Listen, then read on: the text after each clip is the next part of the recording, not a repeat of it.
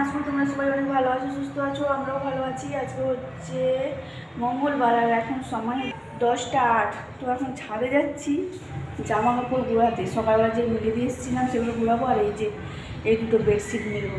তো চলো দেখা হচ্ছে তোমাদের। প্রচুর রোদ, তাই তাড়াতাড়ি জামা কাপড়গুলো গুঁড়িয়ে নিই।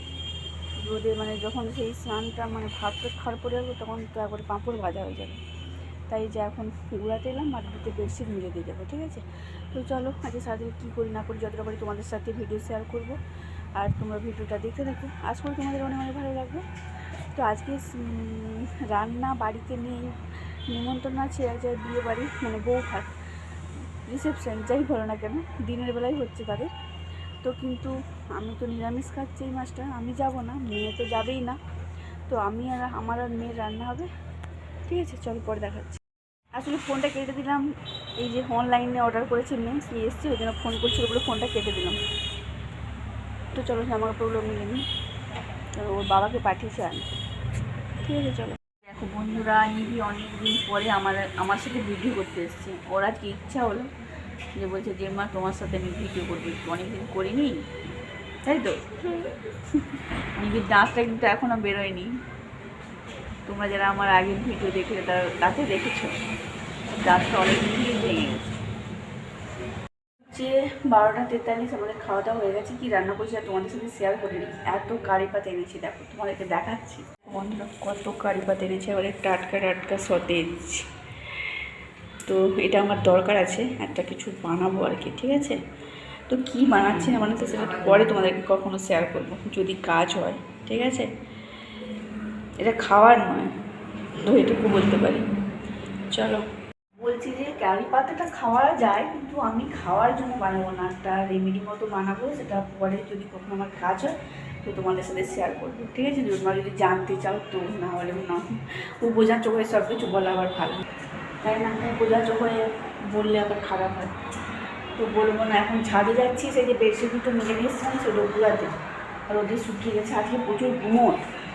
সময় হচ্ছে বিকেল 5টা 22। ছাদে এসেছি, গাছে জল দেবো। যে আর একটা যে এটা বানিয়েছি জবা গাছে দেওয়ার জন্য। তোমরা তো কেউ সাজেশন দিলে না কিছু, আমি তো দেখতে পাইনি, ঠিক আছে? তো এটা আমি নিজে বানিয়েছি একটা, দেখি কাজ হয় কি না। কালকে দিয়েছিলাম, কালকে এমনি জল দিয়েছিলাম, কী বলে ওই সার্ফের জল।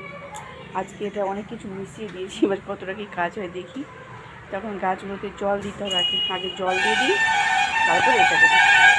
5টা 39 সব গাছে জল দিলাম। তারপরে সেই যে ওষুধটা তৈরি করে নিচ্ছিলাম, জবা গাছে দিলাম, স্থলপদ্ম গাছেও দিলাম। এবার বাঁচবে কিনা জানি না।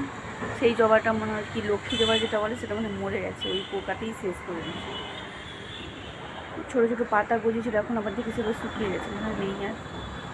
দেখাচ্ছি তোমাকে। আর আজকের আকাশটা, কালকে আমাদের রেখে দিকে রাত্রিবেলা মেঘ উঠেছিল, মেঘ উঠে ঝড় হয়ে ব্যাস বৃষ্টি হয়নি। আর মেয়েগুলো তো কারেন্ট থাকবে, আমাদের এদিকে হয় এটা। চুলটা শুরু করে যাচ্ছে, যে গোপালের জামা এগুলো ধুয়েছিলাম, এখন বুড়ি নিয়ে যাচ্ছি। দেখাচ্ছি না ওয়েদারটা, এই দেখো ওই সূর্যি মামা খিস গাছের পিছন দিয়ে অস্ত যাচ্ছে, আর এই দেখো আকাশটা।